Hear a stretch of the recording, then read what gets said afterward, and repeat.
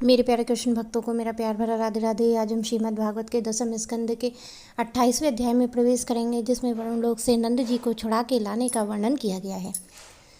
श्री सुखदेव जी कहते हैं, परीक्षित, नंद बाबा ने कार्तिक शुक्ल एकादशी का उपवास किया और भगवान की पूजा की तथा उसी दिन रात में द्वादशी लगने पर स्नान करने लगे के लिए यमुना जल में प्रवेश किया। नंद बाबा को यह मालूम नहीं था कि यह असुरों की वेला है, इसलिए वे रात के समय ही यमुना जल में घुस गए। उस समय वरुण के सेवक एक असुर ने उन्हें पकड़ लिया और वह अपने स्वामी के पास ले आया। नंद बाबा के खो जाने से व्रज के सारे गोप, श्री कृष्ण अब तुम ही अपने पिता को ला सकते हो, बलराम अब तुम्हारा ही भरोसा है, इस प्रकार कहते हुए रोने पीटने लगे। भगवान श्री कृष्ण सर्वशक्तिमान हैं एवं सदा ही अपने भक्तों का भय भगाते आए हैं। अब जब उन्होंने ब्रजवासियों का रोना पीटना सुना और ये जाना कि पिताजी को वरुण का कोई सेवक ले गया है, तब वे वरुण जी के पास गए। जब लोकपाल वरुण ने देखा कि समस्त जगत के अजितेंद्रिय और बहिरेंद्रियों के प्रवर्तक भगवान श्री कृष्ण ही स्वयं ही उनके यहाँ पधारे हैं, तब उन्होंने उनकी बहुत बड़ी पूजा की। भगवान के दर्शन से उनका रोम रोम आनंद से खिल उठा। इसके बाद उन्होंने भगवान से, वरुण जी ने कहा, प्रभु आज मेरा शरीर धारण करना सफल हुआ, मुझे पुरुषार्थ प्राप्त हो गया, क्योंकि आज मुझे आपके चरणों की सेवा का शुभ अवसर प्राप्त हुआ है। भगवान जी ने भी आपके चरण कमलों की सेवा का शुभ अवसर मिला है, वे भवसागर से पार हो गए हैं।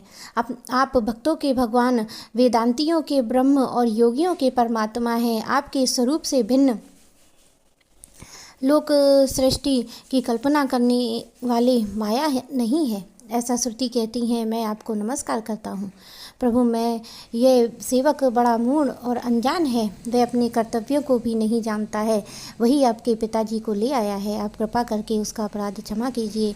गोविंद, मैं जानता हूँ कि आप अपने पिता के प्रति बड़ा प्रेम भाव रखते हैं, ये आपके पिता हैं, इन्हें आप ले जाइए।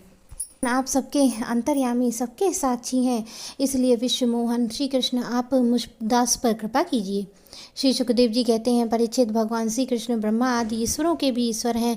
लोकपाल वरुण ने जब इस प्रकार स्तुति करके उन्हें प्रसन्न किया, इसके बाद भगवान अपने पिताजी नंद जी को लेकर ब्रज में चले आए। ब्रजवासी भाई बंधु को आनंदित किया। नंद बाबा ने वरुण लोक में लोकपाल के इंद्रियातीत ऐश्वर्य और सुख संपत्ति को देखा था। यह भी देखा कि वहाँ के निवासी उनके पुत्र श्री कृष्ण के चरणों में झुक झुक कर प्रणाम कर रहे हैं। उन्हें बड़ा विस्मय हुआ। उन्होंने ब्रज में आकर अपने जाति भाइयों से सब बातें कह सुनाई। परीक्षित, भगवान के प्रेमी गोप ये सुनकर ऐसा समझने लगे कि अरे ये तो स्वयं भगवान है। तब उन्होंने मन ही मन बड़ी उत्सुकता से विचार किया, क्या कभी जगदीश्वर भगवान श्री कृष्ण हम लोगों को भी अपना वह मायातीत स्वधाम, जहाँ केवल इनके प्रेमी भक्त ही जा सकते हैं, दिखलाएंगे?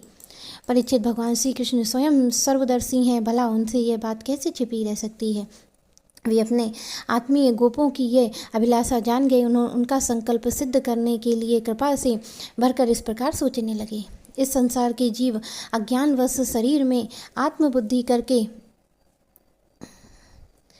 उनकी पूर्ति के लिए नाना प्रकार के कर्म करता है, फिर उन्हीं के फलस्वरूप देवता, मनुष्य, पक्षी आदि उचित उचित योनियों में भटकता फिरता है।